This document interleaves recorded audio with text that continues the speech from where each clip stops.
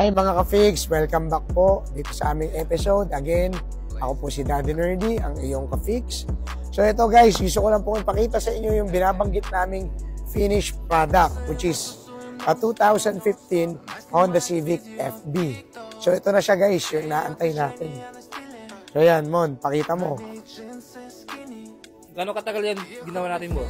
Ito, approximately ginawa natin to ng 14 days bilang isang project car na syempre of course kailangan natin pagandahin ulit. Ibalik natin yung original color niya, ibalik natin yung dating alindog niya. Again, this car is also owned by one of the best man na babaero. Kaya mamaya pakita mo yung sticker na babaero ha. So guys, yun lang naman, yung color niya is modern steel, which is very unique. Yun nga pala, naka-modulo version to na nilabas ng FB. So, all the body kits are orig. We were able to install it properly, put it back all together as parang walang nangyari.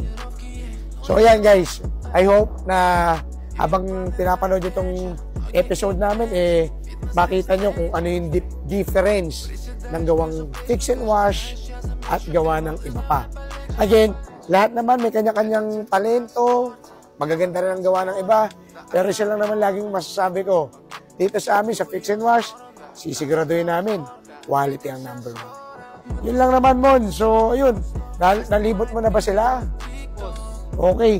So, mga ka-fix, again, para sa mga mag-i-inquire, gusto magtanong, mag-PM, kung po kayo mahiya, message nyo lang po kami sa aming Facebook page, na Fix and Wash. Ngayon, kung gusto nyo naman po sa personal account ko, search nyo lang po Irvin Lester Santos Season. Makikita niyo po yung picture ko kasama ang wife ko. So again, guys, thank you very much sa mga suporta niyo po. And again, hope to see you soon here at Fix and Wash. At huwag niyo kakalimutan, lagi magpasalamat sa itaas. Thank you.